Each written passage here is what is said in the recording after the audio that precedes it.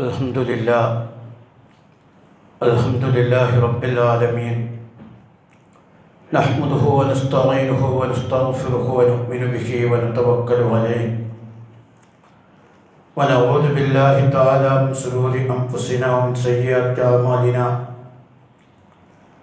मन यहदिहिल्लाहु फला मुज़िल्ल लहु व मन युज़लिल फला हादिय लहु व नशहदु अन ला इलाहा इल्लल्लाहु वहदहु ला शरीका लहु ونشهد أن محمدا عبده ورسوله أرسله بالهدى ودين الحق ليظهره على الدين كله ولو كره المشركون اللهم صل على محمد وعلى آل محمد كما صليت على إبراهيم وعلى آل إبراهيم وبارك على محمد وعلى آل محمد كما باركت على إبراهيم وعلى آل إبراهيم في العالمين إنك حميد مجيد أما بعد فإن خير الحديث كتاب الله وخير الهدي هدي محمد صلى الله عليه وسلم وشر الأمور محدثاتها وكل محدثة بدعة وكل بدعة ضلالة أيها الناس أوصيكم ونفسي أولا بتقوى الله أعوذ بالله السميع العليم من الشيطان الرجيم يا أيها الذين آمنوا لا تأكلوا الربا ضعفا مضاعفا واتقوا الله لعلكم تفلحون واتقوا النار التي أعدت للكافرين صدق الله العظيم ബഹുമാന്യരായ സഹോദരന്മാരെ സഹോദരികളെ, അല്ലാഹു സുബ്ഹാനഹു വ തആല നമ്മളെല്ലാവരെയും അനുഗ്രഹിക്കുമാറാകട്ടെ. അള്ളാഹുവിൻ്റെ പരിശുദ്ധ ദീനനുസരിച്ച് ജീവിക്കുവാൻ നാം ഓരോരുത്തരെയും ആദ്യമായി വസിയത്ത് ചെയ്തുകൊള്ളുന്നു. പരിശുദ്ധ റമദാൻ മാസത്തിന് ശേഷം റമദാനിൽ നിന്ന് ലഭിച്ച ഊർജവും കരുത്തും തഖ്വയും സ്വായത്തമാക്കിക്കൊണ്ടാണ് നാം ചൊവ്വാലിലെ ഈ ജുമയിൽ പങ്കെടുത്തുകൊണ്ടിരിക്കുന്നത്. റമദാനിൽ നിന്ന് ലഭിച്ച ഈമാനും തഖ്വയും ജീവിതത്തിലുടനീളം നിലനിർത്തുവാൻ ശ്രദ്ധിക്കണമെന്ന് ഏറ്റവും ആദ്യം എന്നോടൊന്നു പോലെ നിങ്ങളെയും വസിയത്ത് നൽകുകയാണ്. അല്ലാഹു തആല തൗഫീഖ് നൽകി അനുഗ്രഹിക്കുമാറാകട്ടെ. അതോടൊപ്പം തന്നെ റമദാനിൽ നിന്ന് കിട്ടിയ ആ കരുത്ത്, അല്ലെങ്കിൽ റമദാനിൽ നിന്ന് ലഭിച്ച ആ ഈമാൻ പെട്ടെന്ന് നഷ്ടപ്പെടുത്തുന്ന ദുർഭാഗ്യവാന്മാരിൽ നമ്മൾ പെട്ടുപോകാൻ പാടില്ല. വിശുദ്ധ ഖുർആൻ മക്കയിലെ ഒരു സ്ത്രീയെ പറ്റി പറയുന്നുണ്ട്. റൈത്തത്ത് ബിന്ദു അംർ എന്നാണ് അവരുടെ പേര്. ഈ സ്ത്രീ വളരെ പാടുപെട്ട് പ്രയാസപ്പെട്ട് നൂൽക്കും. രാവിലെ മുതൽ വൈകുന്നേരം വരെ വളരെ ഭംഗിയായിട്ട് നൂറ്റ് ശരിയാക്കിയെടുക്കും. എല്ലാം നൂറ്റ് അല്ലെങ്കിൽ എല്ലാം ശരിയാക്കിയതിന് ശേഷം ഒരൊറ്റ മിനിറ്റ് കൊണ്ട് അതൊക്കെ കൂടിപ്പിച്ച് പൊളിച്ചത് കളയും. വലാ തകൂനു കല്ലത്തി നഖദത് അസ്ലഹ മിൻ ബഅദി ഖുവ്വത്തിൻ അൻകാസ. ഖുർആൻ പറയാണ്, നൂറ്റ് അത് പിച്ച് ചീന്തിയ ഒരു സ്ത്രീയെ പോലെകളായിട്ട്. നമ്മൾ ഒരു മാസം പാടുപെട്ട് നോമ്പൊക്കെ നോറ്റ് ഒരുപാട് തറാവിയൊക്കെ നമസ്കരിച്ച് വളരെയേറെ പടിവിട്ട് റമദാനിന് കഴിയുന്നതോടുകൂടി അതൊന്നും അല്ലാണ്ടാക്കി തീർക്കുന്ന നൂറ്റ് പിച്ച് ചീന്തിയ പെണ്ണിനെ പോലെ ആയിത്തീരരുത് എന്ന് വിശുദ്ധ ഖുർആൻ നമ്മളെ ഓർമ്മപ്പെടുത്തുകയാണ്. അതേപോലെ റമദാനിൽ നേടിയ കർമ്മങ്ങളൊക്കെ തുടരാൻ ശ്രമിക്കണം. അഹബ്ബുൽ അഅ്മാലി ഇലല്ലാഹി ഔദമുഹ അദ്വമുഹ വഇൻ ഖല്ല. കർമ്മങ്ങളിൽ അള്ളാഹ്ക്ക് ഏറ്റവും ഇഷ്ടം സ്ഥിരമായി ചെയ്യുന്ന കർമ്മങ്ങളാണ്. അത് കുറച്ചേ ചെയ്യുന്നുള്ളെങ്കിൽ പോലും അത് സ്ഥിരമായി ചെയ്യുന്നതാണ് അള്ളാഹ്ക്ക് ഇഷ്ടം. മാത്രമല്ല, നമ്മൾ അമലുകളൊക്കെ അള്ളാഹ് സ്വീകരിച്ചോ എന്ന് നമ്മളൊന്ന് പരിശോധിക്കണമെന്ന് നല്ലതാണ്. മഹാന്മാരുടെയൊക്കെ ഏറ്റവും വലിയ ഒരു സവിശേഷത, അവർ പ്രവർത്തിച്ചു കഴിഞ്ഞാൽ അതൊക്കെ ഓക്കെ ആയി എന്ന് വിചാരിക്കലല്ലേ, ഇത് അള്ളാഹ് സ്വീകരിക്കുമോ എന്നുള്ള ബേജാറ് അവർക്കുണ്ടായിരുന്നു എന്നാണ്. അങ്ങനെയുള്ള വിശുദ്ധ ഖുർആൻ സൂറത്തുൽ മുഅ്മിനൂനിൽ പറഞ്ഞു, വല്ലദീന യുഅ്തൂന മാ അത്തൗ വ ഖുലൂബുഹും വജില. ആ മുഅ്മിനീങ്ങൾ അവർ അള്ളാഹുവിൻ്റെ മാർഗത്തിൽ എന്തെങ്കിലും ദാനം ചെയ്യുമ്പോൾ അവരുടെ ഹൃദയം കിടന്ന് പിടക്കും, ഹൃദയം കിടന്നിങ്ങനെ പറക്കും. അപ്പോൾ കാലത്ത് ആയിഷ റളിയല്ലാഹു അൻഹ ചോദിച്ചു റസൂലുള്ളാഹിനോട്, അഹുമുല്ലദീന യശ്റബൂനൽ ഖംറ വയസ്രിഖൂൻ, ഇവരെ മനസ്സ് കിടന്ന് പിടക്കാൻ കാരണം ഇവരെന്താ കള്ളുടിക്കുകയോ കക്കുകയൊക്കെ ചെയ്തിരുന്നു? കാലപ്പോൾ റസൂല് പറഞ്ഞു, യാ ബിന്ത സിദ്ദീഖ്, സിദ്ദീഖിൻ്റെ മോളെ, ഒരു സ്നേഹപൂർവ്വം വിളിച്ചതാണ്. അബൂബക്കർ സിദ്ദീഖിൻ്റെ മകളാണല്ലോ ആയിഷ റളിയല്ലാഹു അൻഹ. അങ്ങനെയല്ല, അതിൻ്റെ പേരിലല്ല. വലാക്കിന്നഹുമുല്ലദീന യസൂമൂന വയുസല്ലൂന വയതസദ്ദഖൂൻ.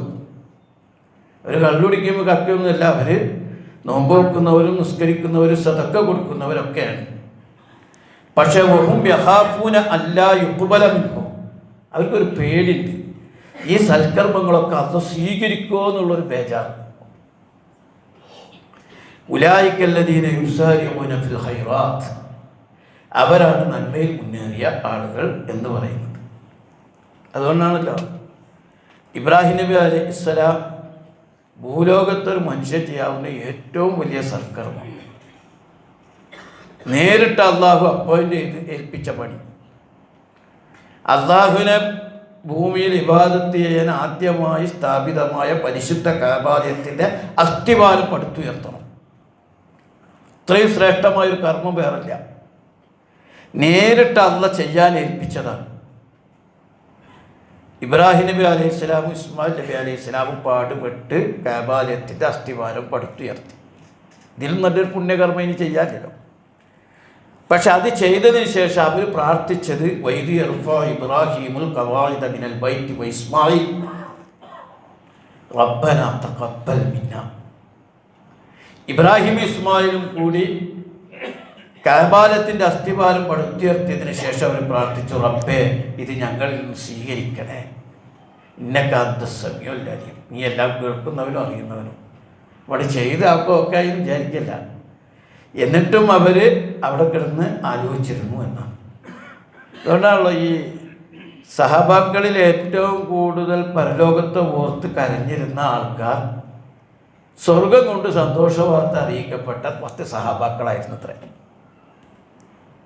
വളരെ വലിയൊരു അത്ഭുതകരമായൊരു കാര്യം. സഹാബാക്കളിൽ പരലോകത്തെ അള്ളാഹുടെ മുമ്പിൽ പോയിക്കുന്നതിനെക്കുറിച്ച് ഏറ്റവും കരഞ്ഞിരുന്ന ആളുകൾ, പലപ്പോഴും കണ്ണീരൊലിപ്പിച്ച് കരഞ്ഞിരുന്ന ആളുകൾ സ്വർഗം കൊണ്ട് സന്തോഷ വാർത്ത അറിയിക്കപ്പെട്ട അശ്റത്ത് മുബശ്ശിറിൽപ്പെട്ട ആളുകളായിരുന്നു. കാരണം ഇതൊക്കെ ആണെങ്കിൽ അള്ളാഹുടെ അടുത്ത് നിന്ന് കിട്ടണ്ടേ. അപ്പോൾ നമ്മൾ അതിനു വേണ്ടി പ്രത്യേകം പ്രാർത്ഥിക്കാം. ഞാൻ ഇന്ന് അതിസംബന്ധമായിട്ടല്ല പറയാൻ ഉദ്ദേശിച്ചത്. ഞാൻ പറയാൻ ഉദ്ദേശിച്ചത് ഒരു വാർത്ത ഉണ്ടായിരുന്നു. കേരളത്തിലെ മുൻ മന്ത്രിയും MLA യും ഒക്കെയായ, മുഖ്യമന്ത്രിയുടെ മകനൊക്കെ ആയ വലിയ ഒരു രാഷ്ട്രീയ നേതാവ്, അദ്ദേഹത്തിൻ്റെ വീട് ജപ്തി ചെയ്യുന്നതുമായി ബന്ധപ്പെട്ടൊരു വിഷയം. അതിൽ 2 പോയിന്റുകളുണ്ട്. ഒന്ന്, ഇത്രയേറെ പൊതുമുതൽ കൈകാര്യം ചെയ്യാൻ അവസരം ലഭിച്ചിട്ടും പൊതുരംഗത്ത് പ്രവർത്തിച്ചിട്ടും അഹിതകരമായി ഒന്നും സമ്പാദിച്ചില്ല, അഴിമതികൾ നടത്തിയില്ല എന്നത് പുതിയ കാലത്തെ വലിയ ഒരു നല്ല വളരെ ശ്രദ്ധേയമായൊരു കാര്യമാണ്. കാരണം ഇന്നിപ്പോൾ മുഴുവൻ അഴിമതിയാണ്. രാജ്യത്ത് വികസനങ്ങൾ കൊണ്ടുവരുന്നത് പോലും അതിലൂടെ കമ്മീഷനുകളും അഴിമതിയും നടത്താൻ വേണ്ടിയിട്ടാണ്. ആളുകൾ പാടുപെട്ട് രാഷ്ട്രീയ പ്രവർത്തനം നടത്തുന്ന രാജ്യത്തെ സേവിക്കാനൊന്നുമല്ല. അത് നല്ലൊരു വരുമാന മാർഗമാണ്, നല്ലൊരു പരിപാടിയാണ് എന്ന നിലക്കാണ് പല ആളുകളും ചെയ്യുന്നത്. പക്ഷെ അത്തരം സന്ദർഭത്തിൽ ഒരു മുഖ്യമന്ത്രിയുടെ മകൻ ഡോക്ടർ, ഒരുപാട് തവണ MLA മന്ത്രിയൊക്കെ ആയ ഒരാൾ സ്വന്തം വീട് പോലും ജപ്തി ആവേണ്ടി വന്ന പൊതുമുതൽ സൂക്ഷിക്കുന്ന ഒരു ഉദാഹരണം വളരെ ശ്രദ്ധേയമാണ്, അഭിനന്ദനാർഹമാണ്. അള്ളാഹു അനുഗ്രഹിക്കട്ടെ. പക്ഷെ അതോടൊപ്പം രണ്ടാമത്തെ ഒരു പോയിൻ്റ് ഉണ്ട്. രണ്ടാമത്തെ പോയിൻ്റ് എന്താണെന്ന് പറഞ്ഞാൽ, ഏകദേശം 70 ലക്ഷം രൂപയാണ് ആ വീട് മോഡിഫിക്കേഷൻ നടത്താൻ വേണ്ടി ലോൺ എടുത്തത്. വേറെ കാശില്ലാത്തതുകൊണ്ട് എടുത്തായിരിക്കും. അതിൽ 60 ലക്ഷം രൂപ അദ്ദേഹം തിരിച്ചടച്ചു. ഇനി 59 ലക്ഷം രൂപ അടക്കാനുണ്ട്. നമ്മൾ എല്ലാവരും അറിഞ്ഞൊരു വാർത്ത ആയതുകൊണ്ട് അദ്ദേഹത്തെ ബഹുമാനിച്ചുകൊണ്ടാണ് പറയുന്നത്. അതിലെ പോയിന്റ് മാത്രമേ നമ്മൾ എടുത്താൽ മതി. ആളൊന്നും ചിത്രത്തിലില്ല. 70 ലക്ഷം രൂപ ലോൺ എടുത്തു, 60 ലക്ഷം രൂപ അടച്ചു, ഇനി 59 ലക്ഷം രൂപ അടക്കാനുണ്ട്. അപ്പോൾ ഈ പലിശ എന്ന് പറയുന്ന ഒരു സാധനത്തിൻ്റെ കെണി എത്ര ഭീകരമാണ് എന്ന് നമ്മൾ ആലോചിക്കുന്നുണ്ട്. കാരണം വിശുദ്ധ ഖുർആൻ, ഇസ്ലാം ഈ പലിശ അത്രയും ഗൗരവത്തിലാണ് വിശദീകരിച്ചത്. യാ അയ്യുഹല്ലദീന ആമനൂ ലാ തഅക്കുലു റിബാ അദ്വാഫൻ മുദാഫ. അങ്ങനെ പലിശ എന്ന് പറഞ്ഞാൽ ഇരട്ടിയായി തിന്നാണ്. നിങ്ങൾ പലിശ ഇരട്ടിയായി ഇങ്ങനെ ഭുജിക്കരുത്. വത്തഖുല്ലാഹ, അല്ലാഹനെ സൂക്ഷിക്കണം. ലഅല്ലക്കും തുഫ്ലിഹൂൻ, എങ്കിൽ നിങ്ങൾ വിജയിച്ചേക്കാം. വത്തഖുൻ നാറല്ലത്തി ഉഇദ്ദത് ലിൽ കാഫിരീൻ. അങ്ങനെ പലിശ വാങ്ങുന്ന സത്യനിഷേധികൾക്ക് വേണ്ടി ഒരുക്കപ്പെട്ടതാണ് നരകം.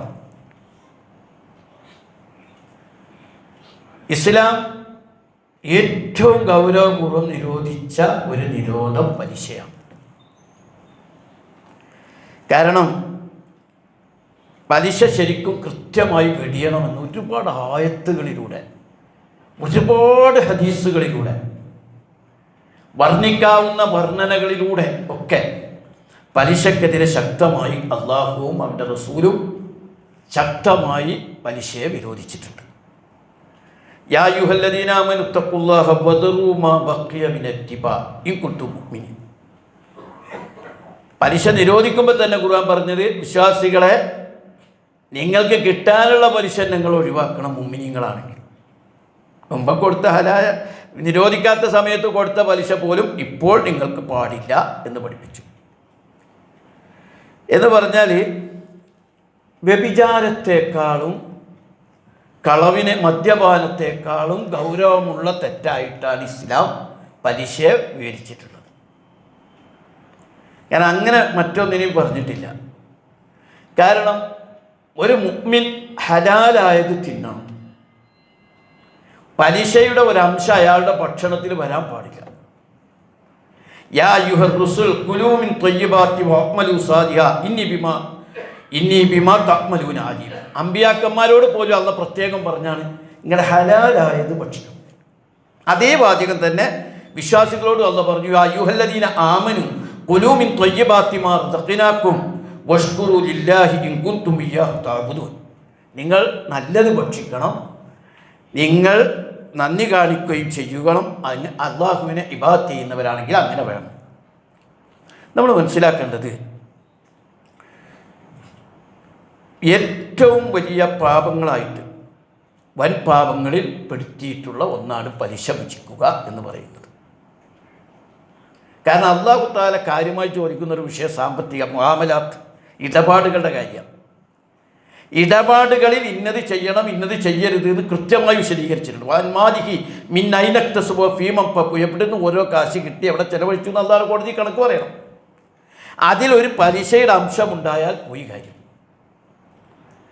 ഇത് നബി സല്ലല്ലാഹു അലൈഹി വസല്ലം തിരുമേനിയുടെ ശരീഅത്തിന് മാത്രമല്ല, മുൻകാല സമുദായങ്ങൾക്കും അല്ലാഹു പലിശ ശക്തമായി എതിർത്തിട്ടുണ്ട്. യഹൂദന്മാരെ കുറിച്ച് ഖുർആൻ പറഞ്ഞു, യഹൂദന്മാർക്ക് അല്ലാഹു തആല ഹലാലായത് പലതും അല്ലാഹ് ഹറാമാക്കി അവർക്ക്. കാരണം അവർ പലിശ വാങ്ങിയോണ്ടാണ്. വബിദുൽമിൻ മിനല്ലദീന ഹാദു ഹറംനാ അലൈഹിം ത്വയ്യിബാത്തിൻ ഉഹില്ലത്ത് ലഹും വബിസദ്ദിഹിം അൻ സബീലില്ലാഹി കസീറ. അങ്ങനെ യഹൂദമതം സ്വീകരിച്ചവരുടെ അക്രമം കാരണമായി അവർക്ക് അനുവദിക്കപ്പെട്ട പല നല്ല വസ്തുക്കളും അള്ളാഹു നിഷിദ്ധമാക്കി. എന്താ അവർ ചെയ്തത്? അവർ പലിശ വാങ്ങി. അതവർക്ക് നിരോധിച്ചതായിരുന്നു. ജനങ്ങളുടെ സമ്പത്ത് അന്യായമായി അവർ ഭക്ഷിക്കുകയും ചെയ്തു. അപ്പം പലിശ വാങ്ങിയതുകൊണ്ടാണ് യഹൂദന്മാരെ അല്ലാഹു തആല ശിക്ഷിച്ചത് എന്ന് പറയുന്നു. അതിനെ സംബന്ധിച്ച് തഫ്സീർ ഇബ്നു കസീർ പറയുന്നത് ഇങ്ങനെയാണ്.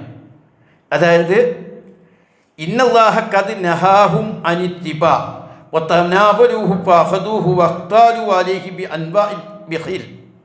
അതായത് അള്ളാഹു ജൂതന്മാരുടെ മേൽ പലിശ നിരോധിച്ചു, എന്നാൽ അത് അവർ കൈകാര്യം ചെയ്യുകയും സ്വീകരിക്കുകയും ചെയ്തു.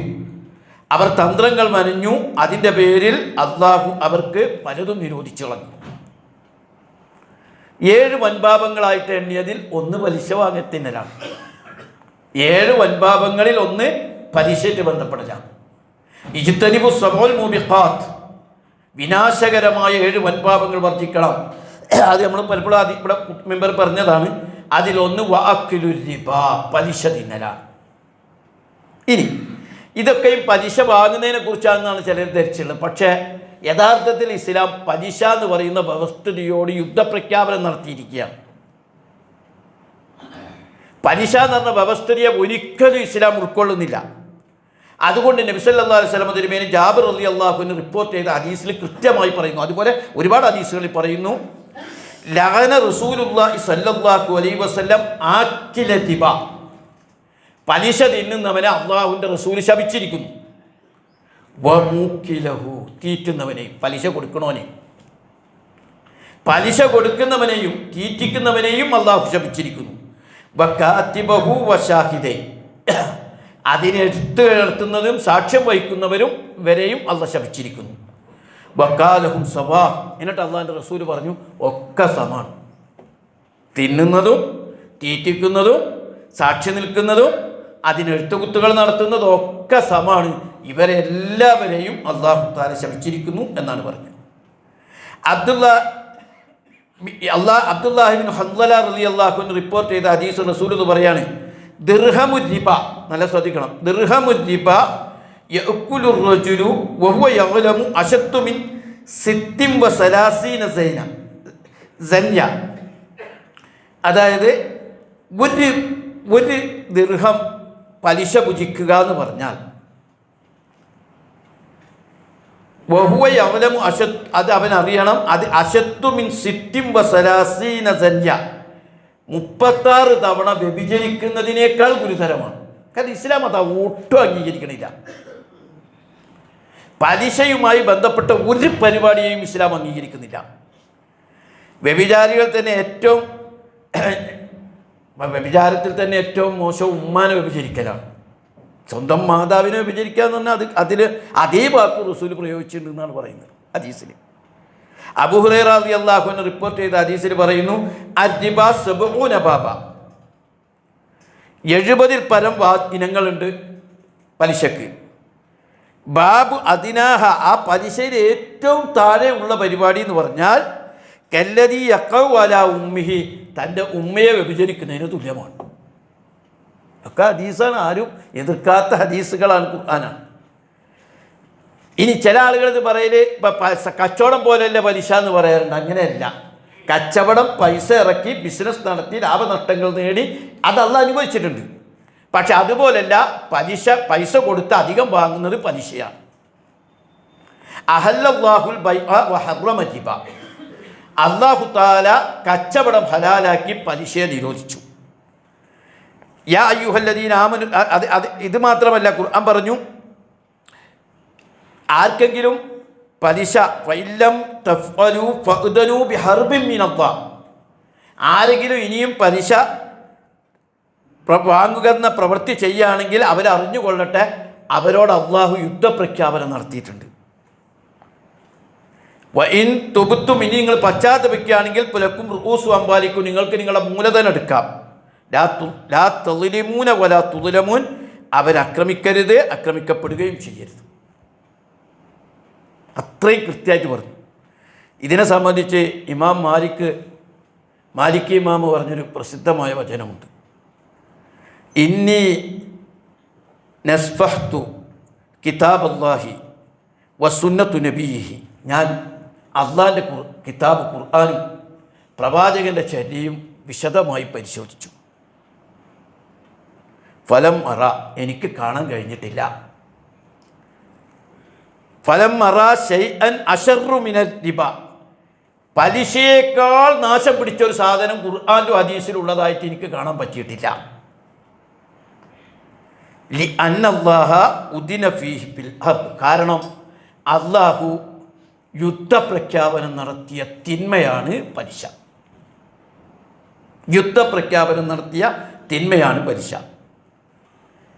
അല്ലദീന യഅ്കുലൂന റിബ ലാ യഖൂമുന ഇല്ലാ കമാ യഖൂമുല്ലദീ യതഖബ്ബതു ശൈത്താനു മിനൽ മസ്, പലിശ വാങ്ങുന്ന ആള് പരലോകത്ത് പൈശാചിക ബാധ ഏറ്റവനെ പോലെ വീണും നൽകിയും മാത്രമായിരിക്കും എഴുന്നേറ്റ് നിൽക്കുക. മാത്രമല്ല പലിശ ഇരട്ടിയായി ഭക്ഷിക്കുന്ന ആളുകൾ നരകത്തിലാണെന്ന് കൃത്യമായി അല്ലാഹു തആല വ്യക്തമാക്കിയിട്ടുണ്ട്. യാ അയ്യുഹല്ലദീന ആമനൂ ലാ തഅ്കുലു റിബാ ളാഫ മുളാഫ വത്തഖുല്ലാഹ ലഅല്ലക്കും തുഫ്ലിഹൂൻ വത്തഖുന്നാറ. നേരത്തെ ആദ്യം ഞാൻ ഓതിയ ആയത്തിൽ അതാണ് പറഞ്ഞത്, നിങ്ങൾ നരകത്തെ സൂക്ഷിക്കണം. വേറൊരു ഹദീസിൽ റസൂൽ പറയുന്നു, അൻ ഇബ്നു അബ്ബാസ് റളിയല്ലാഹു അൻഹുമാ അൻ നബി സല്ലല്ലാഹു അലൈഹി വസല്ലം ഖാൽ ഇദാ ലഹറ സിന, ഒരു സമൂഹത്തിൽ വ്യഭിചാരം വ്യാപകമായി, വസ്വരിബ, പലിശയും സിനയും പലിശയും വ്യഭിചാരവും വ്യാപകമായാൽ ഫീ ഖറിയത്തിന്, ഒരു നാട്ടിൽ ഫഖദ് അഹല്ലൂ ബി അൻഫുസിഹിം അദാബല്ലാഹ്, അള്ളാഹിൻ്റെ ശിക്ഷയ്ക്ക് അവർ അർഹരായി കഴിഞ്ഞു. നബി സല്ലല്ലാഹു അലൈഹി വസല്ലം തിരുമേനി മിഅ്റാജിലേക്ക് പോയപ്പോൾ കണ്ട ഏറ്റവും ദയനീയമായ കാഴ്ചകളിൽ ഒരു കാഴ്ച, ചില ആളുകൾ വയറിങ്ങനെ വീർത്ത് മുട്ടിയിട്ട് ഇങ്ങനെ കെട്ടുന്ന വെപ്രാളപ്പെടുന്ന ഭീകരമായൊരു കാഴ്ച കണ്ടു. അതെന്താണെന്ന് ചോദിച്ചപ്പോൾ പറഞ്ഞു, പലിശ തിന്നുന്നവരെയാണ്, പലിശ തിന്ന ആളുകളാണ് അവർ എന്ന് പഠിപ്പിക്കുന്നുണ്ട്.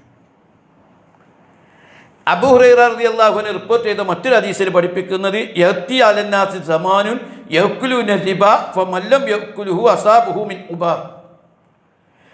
നബി സല്ലല്ലാഹു അലൈഹി വസല്ലം പറഞ്ഞു, പലിശ തിന്നാത്തവരായി ആരും തന്നെ ഇല്ലാത്തൊരു കാലം ആളുകൾക്ക് വന്നെത്തും. അവർ അത് ഭക്ഷിക്കാതിരുന്നാൽ പോലും അതിൻ്റെ പൊടിപടലങ്ങൾ സ്പർശിക്കും. ഇവിടെയാണ് നമ്മൾ ചില കാര്യങ്ങൾ മനസ്സിലാക്കുന്നത്. ഞാൻ ഈ ഹദീസായത്തൊക്കെ കുറേ ഓതിയത് എന്താ പറഞ്ഞാൽ ഇതിൻ്റെ ഒരു ഗൗരവം മനസ്സിലാവാൻ. ഇത് എന്തുകൊണ്ട് അള്ളാഹ് അത്ര ഗൗരവത്തിൽ പറഞ്ഞു നമുക്കെല്ലാവർക്കും അറിയണ കാര്യമാണ്. ഈ നാട്ടിലെ പാവങ്ങളാവുന്നതിന് കാരണം പലിശയാണ്. അതായത് ഇപ്പോൾ നമ്മളൊരു തീപ്പെട്ടി അല്ലെ നേരൊരു സാധനം 5 രൂപക്ക് വാങ്ങിച്ചാൽ ആ വാങ്ങുന്ന മനുഷ്യൻ അതിൻ്റെ വലിയൊരു ശതമാനവും പലിശയാണ് കൊടുക്കുന്നത്. കാരണം അതിൻ്റെ വില ഇട്ടിട്ടുള്ളത് പലിശയും കൂട്ടിയിട്ടാണ്. നമ്മുടെ ആളുകൾ ഈ വ്യവസ്ഥിതി ഉണ്ടാക്കിയ നാശം ഭീകരമാണ്. ഡോക്ടർ അലക്സാണ്ടർ ജേക്കബ് എന്ന് പറയുന്ന പോലീസ് ഉദ്യോഗസ്ഥൻ, അദ്ദേഹത്തിൻ്റെ ഒരു വർത്തമാനത്തിൽ അദ്ദേഹം പറയുന്നുണ്ട്, ഇസ്ലാമിക ലോകത്തെ ഏകദേശ സമത്വപരമായ സാമ്പത്തിക അവസ്ഥ ഉണ്ടാകാനുള്ള കാരണം പലിശ നിരോധിച്ചത് കൊണ്ടാണ്. അമേരിക്കയിൽ 16 പ്രഭു കുടുംബമാണ് അമേരിക്ക സമ്പൽ വ്യവസ്ഥയെ കയ്യിലെടുത്തിട്ടുള്ളത്. യൂറോപ്പിലെ 1% പോലും വരുന്ന ആളുകളാണ് യൂറോപ്പിൻ്റെ സമ്പത്ത് മുഴുവൻ കൈകാര്യം ചെയ്യുന്നത്. ഇന്ത്യയുടെ കഥ എനിക്ക് അറിഞ്ഞൂടെ. അംബാനിയുടെ അദാനിയുടെ ഒക്കെ കയ്യിലുള്ള സമ്പത്ത് എന്ന് പറയുന്നത് ഇന്ത്യയെ തന്നെ വിലക്ക് മേടിക്കുക, സ്റ്റേറ്റുകളെക്കാൾ വലിയ ഇതാണ്. നമ്മളെ സ്റ്റേറ്റ് എന്നൊക്കെ പറയാം, നമ്മളിങ്ങനെ വലിയ അഭിമാനം. 6 ലക്ഷം കോടി രൂപയാണ് കടം. 6 ലക്ഷം കോടി രൂപ. വീട്ടിൽ പോയിട്ട് അതിന് എത്ര റുപ്യ വലിച്ചു കൊടുക്കേണ്ടി വരുമെന്ന് കണക്കുട്ടി നോക്ക്. 6 ലക്ഷം കോടി രൂപ നിസ്സാര കണക്കിയൊന്നുമല്ല, ലക്ഷം കോടിയാണ്. അതിന് എത്ര റുപ്യ പലിശ നമ്മൾ കൊടുക്കേണ്ടതെന്ന് കണക്കുട്ടി നോക്ക്. നമ്മൾ കൊടുക്കുന്ന നികുതി പണത്തിൻ്റെ സിംഹഭാഗവും പലിശ. പാവങ്ങൾ വാങ്ങുന്നത് നമ്മൾ സ്ത്രീകളെ പണ്ടം മുഴുവൻ ബാങ്കിൽ, ഓടിക്കണ വണ്ടി മുഴുവൻ ലോണ്. പലിശയുമായി ബന്ധപ്പെടുന്നതിൽ ഒരു ലജ്ജയില്ലാതിരിക്കുക. പലിശയുമായി ബന്ധപ്പെടുന്ന വീട്ടിൽ ബർക്കത്തുണ്ടാവില്ല, മക്കൾ നന്നാവില്ല, അള്ളാഹുടെ ഹൈറുണ്ടാവില്ല, ഒരു സംശയം അതില്ല. അര മുറുക്കിയെടുത്താണെങ്കിലും പട്ടിണി കിടന്നാണെങ്കിലും 5 പൈസ പലിശ കൊടുക്കൂല എന്ന് തീരുമാനിക്കാൻ സാധിച്ചാൽ ഹൈറുണ്ടാവും, ബർക്കത്തുണ്ടാവും, വിജയം ഉണ്ടാവും, ഒക്കെ ഉണ്ടാവും. നമ്മളെ ആൾക്കാരിലൊക്കെ എന്തൊക്കെ തെറ്റിദ്ധാരണ, വെറുതെ പ്രചാരണങ്ങൾ. എന്നിട്ടോ മോട്ടോർ ബൈക്ക് മേടിക്കുമ്പോഴും 5 ഉറുപ്പ്യ പോലെ ബൈക്ക് എടുത്തുകൊണ്ട് പോകുക. പിന്നെ ഇവനെ മുഴുവൻ ഈ പലിശ ഇങ്ങനെ കൊടുത്തുകൊണ്ടിരിക്കും. കാറ് വാങ്ങുക, കാറിനെ മെയിൻറ്റെയിൻ ചെയ്യണമെങ്കിൽ ഒരു സംഖ്യ ഉണ്ട്. അതിൻ്റെ ഇടയ്ക്ക് ഈ പലിശയും കൂടി കൊടുത്താലുള്ള അവൻ്റെ അവസ്ഥയൊക്കെ സമ്പാദിക്കുന്ന മുഴുവൻ ഈ കാറുമ്മലായിരിക്കും. കാരണം കാശുണ്ടായിട്ട് വാങ്ങുന്ന സാധനമല്ല, കാശില്ലാണ്ട് പോയിട്ട് വാങ്ങി വരികയാണ്. പിന്നെ പലിശ കൊടുത്ത് കുടുംബം പൊറ്റുന്ന പകരം ഈ പലിശ ഇങ്ങനെ കൊടുത്തിട്ടാണ് കാറ് വാങ്ങുന്നത്. അതിന് പല ആൾക്കാരും പറയും കാറ് കാശ് കൊടുത്ത് മേടിച്ചാൽ ഇൻകം ടാക്സ് ഒരു കുഴപ്പമുണ്ടായി. ഞാൻ മറ്റൊരു കാർ മേടിച്ചിട്ടോ ഒരു ജീവിതത്തിന് ഇന്നേവരെ പലിശ കൊടുത്തിട്ടില്ല, ഒരു ഇൻകം ടാക്സിൻ്റെ ശല്യം ഉണ്ടായിട്ടില്ല. പുതിയ കാർ വെറുതെ ഞാൻ ഇങ്ങനെ എൻ്റെ പറയാൻ വേണ്ടി പറഞ്ഞില്ല, ഞാൻ വാദം ഉന്നയിക്കേണ്ട വിചാരിച്ചാണ് പറഞ്ഞു പോയതാണ്. കാര്യത്തിലാണ് പറഞ്ഞത്. ഒരു ഇൻകം ടാക്സും വരില്ല. അതിനൊക്കെയുള്ള പ്രൂഫ് ഉണ്ടാക്കണം. കാശുണ്ടെങ്കിലല്ലേ മേടിക്കേണ്ടുള്ളൂ. അല്ലെങ്കിൽ ഇൻകം ടാക്സ് അത് കൊടുക്കണം. ഇൻകം ടാക്സ് കൊടുക്കേണ്ട വിചാരിച്ചിട്ട് അള്ളാഹ് ഹറാമാക്കിയ പലിശ കൊടുക്കുന്നത് അപകടകരമായ തെറ്റാണ്, കുറ്റാണ്. ബർക്കത്തുണ്ടാവില്ല. കാരണം അള്ളാഹ് പറഞ്ഞൊരു കാര്യം അള്ളാഹ്ക്കറിയാം, ഈ സാധനം ലോകത്തെ നശിപ്പിക്കും, ഈ സംഗതി മനുഷ്യരെ നശിപ്പിക്കും, മനുഷ്യരെ കടബാധിതരാക്കും, ഒരു ഐശ്വര്യം ഉണ്ടാവില്ല എന്ന് അള്ളാഹ്ക്കറിയാലോ. അതല്ലേ പറഞ്ഞത് പലിശ ഹറാമാണെന്ന്. പിന്നെ നമ്മളതിനായിട്ട് ഇടപെടാൻ പാടില്ല, ഒരിക്കലും ഇടപെടാൻ പാടില്ല. ഇപ്പം മുനീർ സാഹിബ് എന്നെ ഉദാഹരണം പറഞ്ഞാൽ അദ്ദേഹത്തിൻ്റെ സ്വത്ത് വിറ്റിട്ടുണ്ട്. ഇത് ആദ്യം തന്നെ വിറ്റിട്ട് മോഡിഫൈ ചെയ്താൽ മാന്യനായിട്ട് കുറേ കൂടി നിൽക്കാമായിരുന്നു, ഒരു പൈസ ചിലവില്ലായിരുന്നു. ഞാൻ ഉദാഹരണം പറഞ്ഞാൽ അതായത് ഒരുപാട് ആലോചിച്ച് നോക്കി.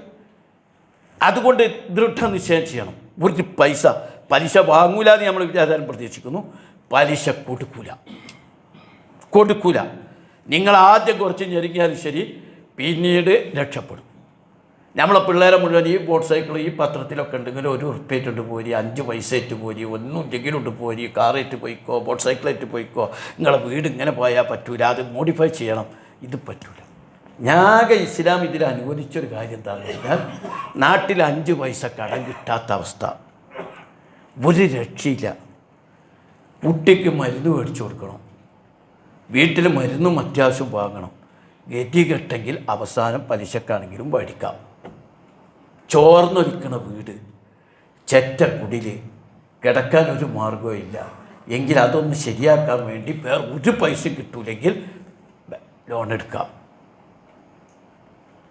അങ്ങനെ അത്യാവശ്യം. അതേപോലെ വീട്ടിൽ പട്ടിണി, ആകെ പട്ടിണി, വലിയ ഭക്ഷണം കഴിക്കാനില്ല, പട്ടിണി, ഒരു രക്ഷയില്ല, എന്നാൽ പോയിട്ട് ഒരു ലോൺ എടുക്കാം.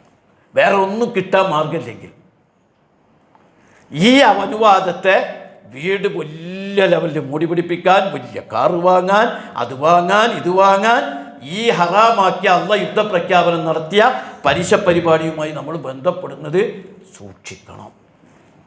ഒരു നന്മയും അതിലുണ്ടാവില്ല. ഈ റമദാനിൽ ഈ ഖുതുബ കേൾക്കുന്നതിലൂടെ ഞാൻ പലപ്പോഴും ഇത് സൂചിപ്പിച്ചതാണ്. കാരണം ഇത് ഖുർആൻ്റെ ഹദീസിൻ്റെ അടിസ്ഥാനത്തിൽ അത്ര സീരിയസാണ്. അങ്ങനെ ചെയ്ത ആൾക്കാർക്ക് ഭയങ്കര നിയമത്തുണ്ടായ 100 ഉദാഹരണം എനിക്കറിയാം. ഞാൻ കാര്യത്തിലാണ് പറഞ്ഞു. ഒരിക്കലും 5 പൈസ പലിശ കൊടുക്കൂല എന്ന് ദൃഢനിശ്ചയം ചെയ്ത ആൾക്കാർ ജീവിതത്തിൽ വൻ വിജയം നേടിയിട്ടുണ്ട്, വലിയ ബർക്കത്ത് നേടിയിട്ടുണ്ട്, വലിയ ഹയറുണ്ട്. നമ്മളെ ഭൗതിക കണക്കൂട്ടൊന്നുമില്ല, അള്ളാഹ് വാരി കോരി കൊടുത്തിട്ടുണ്ടാവും. നമ്മളെ ബിസിനസ് പിന്നെയും വലിയ ബിസിനസ്സാക്കാൻ, അതിലും വലിയ ബിസിനസ്സാക്കാൻ ഈ പലരേറ്റും സംസാരിച്ച് നോക്കി അവസാനം ലോൺ എടുത്ത് പൊളിയും. 1 കോടി രൂപയുടെ ഒരു ബഡ്ജറ്റിൽ ഒരു സുഹൃത്തുക്കൾ ഒരു ബിസിനസ് തുടങ്ങി, എനിക്കറിയാം.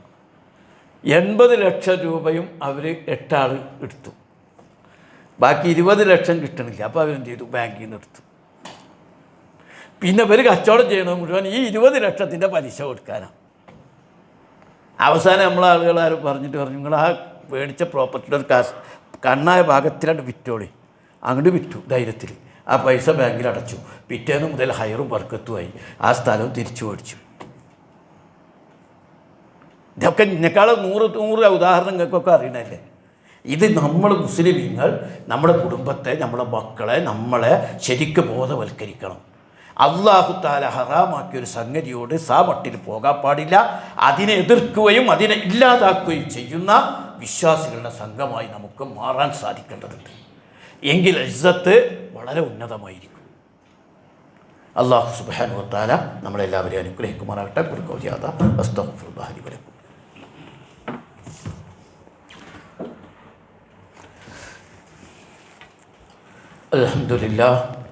അൽഹംദുലില്ലാഹി റബ്ബിൽ ആലമീൻ. അസ്സലാത്തു